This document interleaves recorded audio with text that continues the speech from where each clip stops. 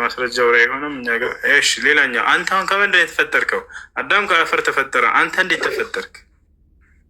እኔ ተወልጄ ነው እንጂ ተፈጥረህ አይደለም። በቃ አዳምና ሔዋንን ፈጠረ።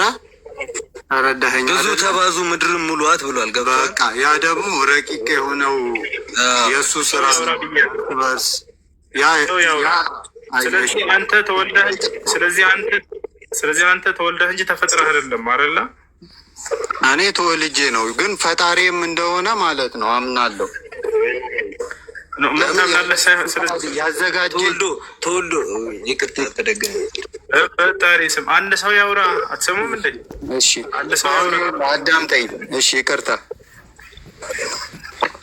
ለምሳሌ ምን አለ መሰለህ፣ በምናውቀው ቋንቋ አንድ ወንድና ሴት ግንኙነት ሲያደርጉ ይረገዛል አይደለ?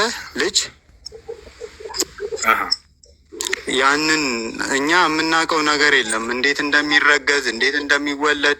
ይህንን ስራ ግን የሚሰራው እግዚአብሔር ነው። በጣም ጥሩ። አሁን ተረዳሁ። ያን የሚሰራው እግዚአብሔር ነው። ግን ማህፀን ውስጥ የሚሆነውን ሂደት የሚካሄደውን ሂደት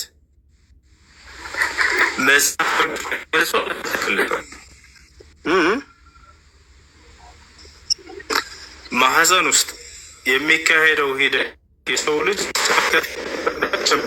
እናትና አባት ከዚያ ማህፀን ውስጥ የሚሰራው ስራ የሚካሄደው ሂደት ይሄ ነገር በመጽሐፍ በቅደም ተከተሉ ሰው እስኪሆን ድረስ ከእናቱ ማህፀን እስኪወጣ ድረስ ያለው ሂደት።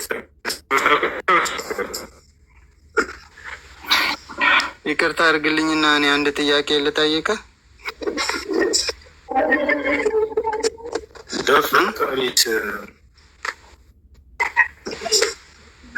አይ ቀለል ያለ ጥያቄ ነው።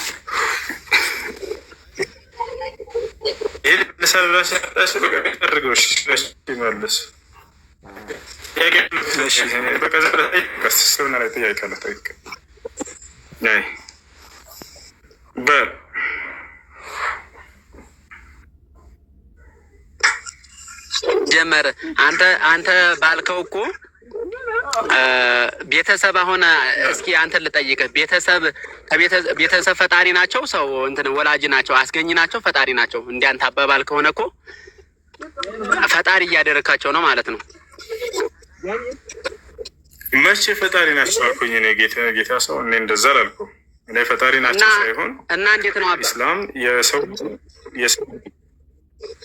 አምላክ አላህ ነው ፈጣሪ። የወላህ አዳምጥ። ነገር ግን በእናት ማህፀን ውስጥ ስራውን ሂደቱን ይሰራል እርሱ።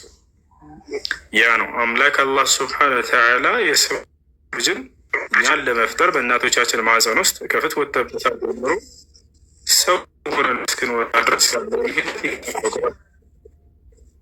እናመሰግናለን። ክበርልን።